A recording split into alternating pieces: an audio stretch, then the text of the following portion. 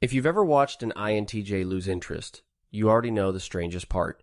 You didn't see it happen, there was no fight, no conversation, nothing broke. 1 week he's fully there. The next week, something has quietly gone out of the room. Most people call that coldness. They say he's distant. They say he got bored. Psychology says something far more unsettling. He didn't lose interest that week. He lost it weeks earlier, in a single silent moment that neither of you noticed. By the end of this video, you'll know exactly what that moment is, what triggers it, why it happens before anyone can see it, and the one thing that stops it from happening at all. This isn't a personality quirk. It isn't moodiness, and it isn't a game. The INTJ is one of the rarest personality types on Earth, somewhere around 2% of people, and the way their attention works is genuinely different from everyone else's. Watch one closely, and you'll see it.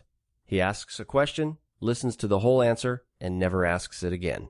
He remembers what you said 11 months ago, word for word, and brings it back at the exact moment it becomes relevant. He gives enormous effort to a very small number of things and almost nothing to everything else. He can spend 4 hours reading about something nobody asked him about and forget to reply to 3 people while he does it. That last part is the key. INTJ attention is not a feeling, it's an allocation. Carl Jung described the dominant function of this type as introverted intuition. A mind that doesn't watch what's happening. It watches where things are going. It runs the future forward like a simulation and reacts to the result before the result arrives. Which means an INTJ can end something internally while it's still going perfectly on the outside. We're going to go through 7 reasons this happens, and they get harder to hear as we go. Let's start with the one almost nobody gets right. Number 1. An INTJ doesn't drift away from you. He arrives at a conclusion. For most people, interest fades. It thins out over weeks until one day there isn't much left. For the INTJ, it ends in a moment. One specific moment, usually while nothing is happening at all. Washing a dish. Halfway through a sentence you were saying, "This is introverted intuition finishing its work." Jungian typology calls it ni, a function that gathers information quietly for months and then delivers a single verdict fully formed with no visible reasoning attached. The INTJ doesn't experience it as a decision. He experiences it as suddenly knowing how this ends. And here's the part that explains everything you notice later. His behavior doesn't change that day. He keeps showing up for weeks. Same texts, same dinners, same routines. The conclusion arrived, but nothing has been acted on yet.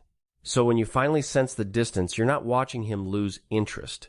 You're watching the delay catch up. The decision is already old by the time it becomes visible, and that gap is why nobody ever sees it coming. But what actually triggers that verdict? That's where it gets uncomfortable. Number 2. The moment an INTJ can predict you completely, something switches off. Not because you became boring, because you became finished.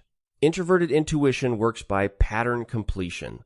The mind builds a model of a person, tests it against reality, and refines it until the model starts predicting them correctly.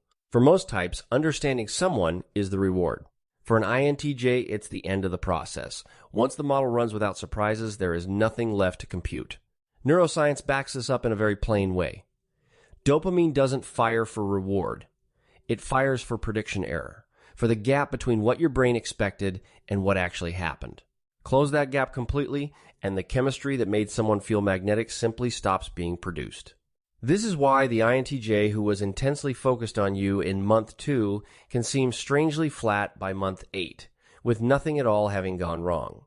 You can watch it happen in something as small as a conversation. He asks what you think about something, and before you finish the first sentence, he already knows the rest. He still listens. He's just listening to a recording he's heard.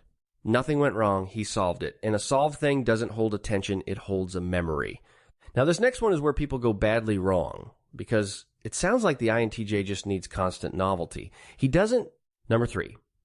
The fix isn't excitement, it's depth. And those two things are opposites. Try to hold an INTJ with new activities, new restaurants, new plans, and you'll watch it fail in real time. Surface novelty is just more information about a model he has already built. It confirms the prediction instead of breaking it. What actually resets his attention is interiority. A thought you had that he couldn't have guessed. A position you changed your mind about. a part of you that turns out to run deeper than the version he had mapped. Mihaly Csikszentmihalyi's work on flow explains why. Flow requires a challenge that stays just beyond your current ability. The moment the challenge is fully mastered, engagement collapses into boredom. INTJs experience people the way most of us experience work we love, not as comfort, as a problem we're staying inside of. Which is why an INTJ can stay fascinated by one person for 30 years as long as that person is still becoming someone. And this next one? Almost everyone around him reads it exactly backwards. Number 4. What looks like moodiness is almost always an audit. When an INTJ starts pulling back, the people around him reach for the obvious explanations. He's stressed. He's busy with work. He's in one of his moods. Give him space and he'll come back around. He isn't in a mood. He's reallocating. The second function of this type is extroverted thinking, TE, the part of the mind that measures whether effort is producing a result. TE doesn't ask whether something feels good. It asks whether the return justifies the input. When the answer comes back no, effort gets withdrawn quietly and redirected somewhere with a better curve. No announcement, no confrontation, just less. So the shorter replies aren't punishment, and the missing enthusiasm isn't sulking. They're the visible edge of a decision made in silence weeks ago by a part of him that treats attention as a finite budget. By the time you feel it, the ledger is already closed. If you're the kind of person who wants to understand what's actually happening inside someone, instead of just reacting to it, and you're still here, that tells me something about you. It would mean a lot if you hit subscribe. Real psychology, explained in a way that actually makes sense. And hit the bell, because Thursday I'm breaking down how an INTJ shows love, and the signals almost everyone misses. If this one landed, that one will hit harder. Now, number 5, and this is the part nobody talks about. Number 5, he does this to himself too, and that is the part that costs him. The same mechanism that ends a relationship ends careers, friendships, half-built projects, and entire versions of himself.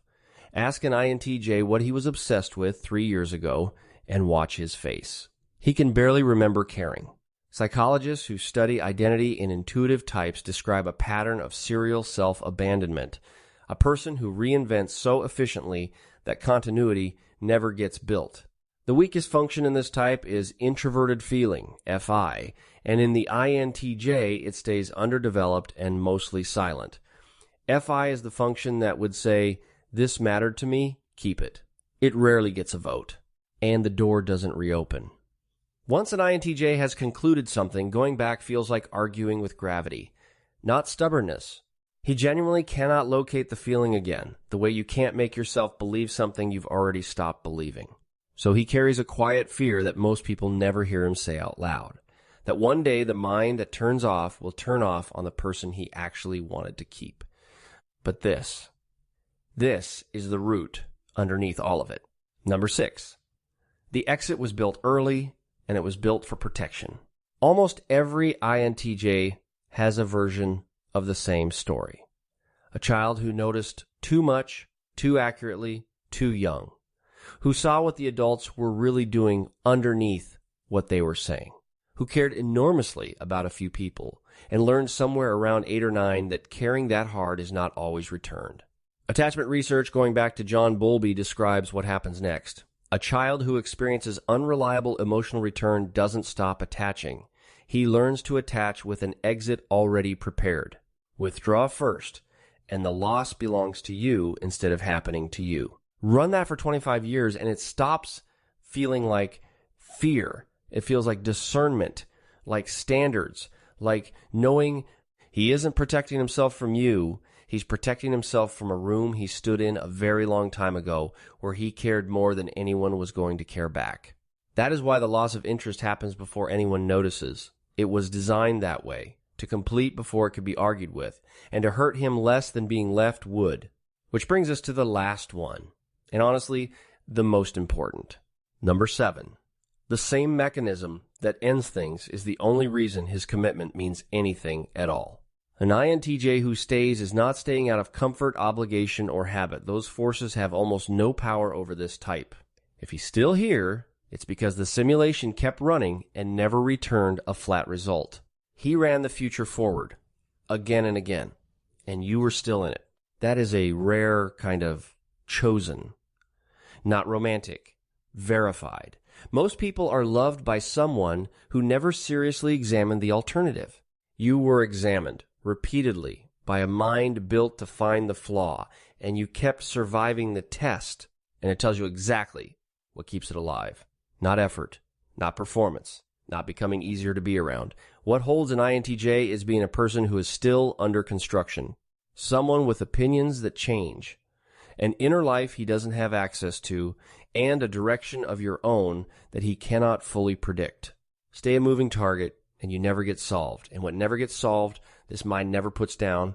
So the next time an INTJ goes quiet, you'll know what you're actually looking at. Not coldness, not a game. A mind that ran the whole thing forward, reached the end of the line, and has been walking the last stretch out of respect for a decision that was already made. He isn't withholding. He's finished computing. And the people who keep him aren't the ones who work hardest. They're the ones who never stop being interesting to think about. Now, there's one question this video didn't answer. If an INTJ hides losing interest that well, how do you tell when he is actually all in? I made a whole video on that. How an INTJ shows love and the signals people miss. It's on the screen right now. Go watch it next.